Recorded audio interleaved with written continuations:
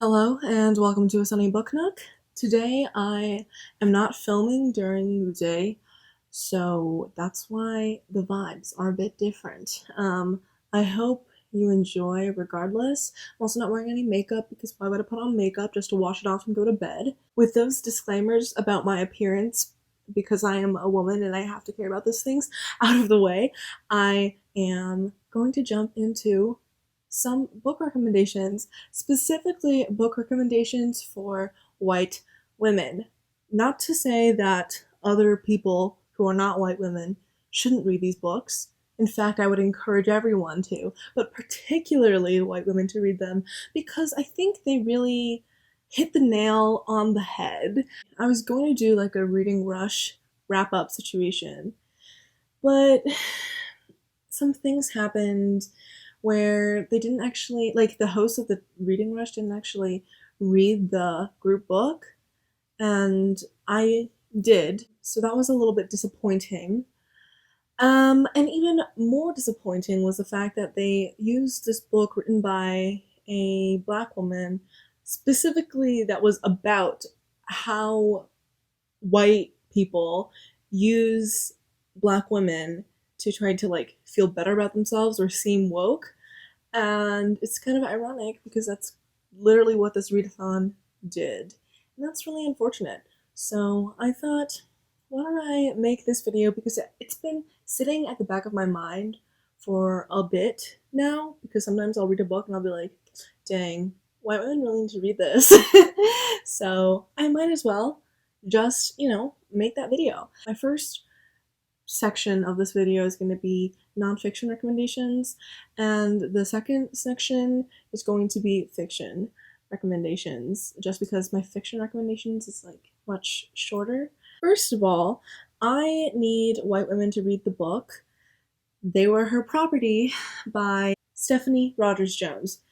This book talks about the history of white women as slave owners in the South, and it's kind of gruesome to read about, but it's also, I think, really essential because a lot of our history regarding our, meaning like American history, regarding slave owning and the economy behind it is very male focused when really everyone was complicit in it in some way. Everyone meaning all white Americans, particularly white Southerners, and how white women kind of functioned at a kind of specific and rather than less gruesome, like more gruesome enactor of this violence of enslaving other people.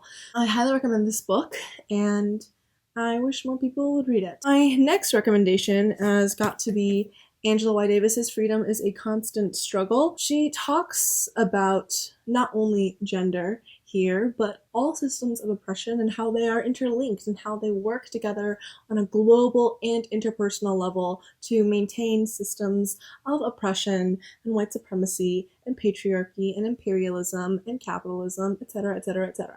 So, highly recommend this book, especially to white women, and it's a short book, so like, read it. And you can also find a free PDF online. Next up, I need white women to read Sister Outsider by Audre Lorde. This is a seminal black feminist text, and every single essay in this book has so much valuable information and so many poetic and lyrical insights. I just want everyone to read this, and particularly white women, because I think it examines womanhood broadly, but also racially in this really nuanced way that has a very, again, poetic storytelling quality to it. So the nonfiction is not so like hard facts as some other stuff here, and more poetic. I keep using that word, but it's because I can't think of another one. And of course, Audre Lorde was a poet, so that explains things. And she's also a lesbian, so she also talks about that other aspect of her identity and how that informs her politics. The next book I have here is Fearing the Black Body by Sabrina Strings. I just finished this book, funnily enough, for the reading rush, and I need to reread it. I need a rereadathon to be a thing that happens. Maybe I should host that. Could I run a readathon? Because I have a lot of books I want to reread, and this is one of them. But basically, this examines the history of fat phobia and how it's deeply linked to anti-blackness. And I think this book also goes into exploring white womanhood and how white femininity as the basis of beauty and as the basis of femininity as a concept and a construct is inherently oppressive and racist and sexist. Fat phobia is really deeply linked to racism and racist constructs and ideas in medicine, but also like insurance and art. I don't know, it was just a fascinating read and full of so many well researched, like academic things. And I want white women particularly to read this because they need to understand how their positionality regarding their appearances and aesthetics plays a larger role in maintaining white supremacy and what it means to undermine those systems and start to de-internalize these anti-fat and anti-black, those ideas that are inherently correlated. So definitely pick up this book. Next up, this book is one I keep on recommending, but I would highly recommend picking up Minor Feelings by Kathy Park Hong. She talks about her experience specifically being an Asian woman and how she interacts and interacted with white women. This is a very raw and like human and thought-provoking read, and I just wish that white women would get some more nuance on their perceptions of race and identity.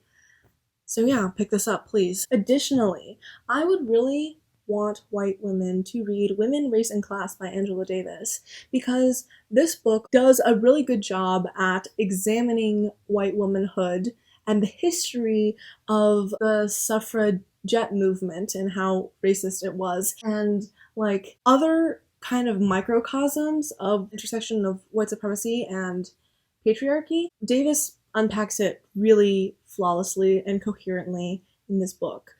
So highly recommend white women to read this one as well to further understand their history and your place in society and in upholding white supremacy. Let's get into my fictional recommendations. So first of all, I think that all white women should read Little Fires Everywhere by Celeste Ng because this book just totally eviscerates the white female identity, that suburban white mom, wealthy, class privileged identity. I thought that it did it in a really wonderful way that built a incredibly complex and realistic story and set of characters, and we got into the perspectives of said white woman and her relationships to her family and other people in her life. And I thought that it did a really good job at showing how white women view themselves as saviors and as these patronistic figures of ideal liberal values and like progressivism and sticking up for your friends and whatever. But what that actually results in is a lot of violence and microaggressions and really not great stuff. Yeah, I think this is a book that will make you be a little bit more self-reflective, hopefully. I mean, if you're reading critically. My next fiction recommendation has to be the Reading Rush group book, incidentally, which is Such a Fun Age by Kylie Reed. I thought that this book did a similarly good job at eviscerating white female identity that Little Fires Everywhere did, except in this one, it was more like chaotic and kind of almost funny. I cringed so much while reading this book, like I could barely handle it, but I think it did a really good job at showing how liberal white women are so deeply complicit in systems that they want to absolve themselves with in this really nasty way. It also examines white motherhood, too, in particular. Oh, as does Little Fires Everywhere, but I thought this book did a good job at showing how the dual-sidedness of white womanhood, the idea of I'm just trying to help you, or like overbearingness of gifts and generosity, in contrast to their true intentions and desires, which are questionable at best. This book will really make you hate one of its main characters, which is the white lady in question. And I think it will also help some white women figure out how to be less awful. You know, if they like read this book and kind of internalized its messages. But yeah, highly recommend this one. I would really like it if white women read The Vanishing Half by Brit Bennett, because we are following two sisters and one of them ends up passing as white, and one of them goes back to the community that they were raised up in, and the one who went to go pass as white and live in affluent and wealthy mean the same thing, like this white woman trophy wife kind of lifestyle, and has a basically white child, versus her sister, whom they're not in contact with for like over a decade, who has a really dark child in a community that values light skin immensely, and the different life paths they go down, and them getting back in contact with each other, and the different convoluted paths that them and their children and their families go down, and the different relationships they get involved in. And it's a really beautiful story, but I think it also examines what white womanhood and what aspiring to white womanhood actually looks like, and what it means to embody the idea of a white woman when you're not white and you weren't raised as white, and how that complicates your relationships to everyone else, and how internalizing those sentiments makes so much like bitterness and complicatedness inside you. I think that everyone should read this book because it's really good. I really enjoyed it. Those are all of my book recommendations specifically for white women, but these are all books that I really, really enjoyed. I think everyone could and should read these, but particularly white women. Those are my thoughts, those are my recommendations. Thank you for watching this video. Let me know what you've been reading or what books you would like white women to read. Like, comment, subscribe, all that stupid bullshit. And I'll see you in my next video. Bye!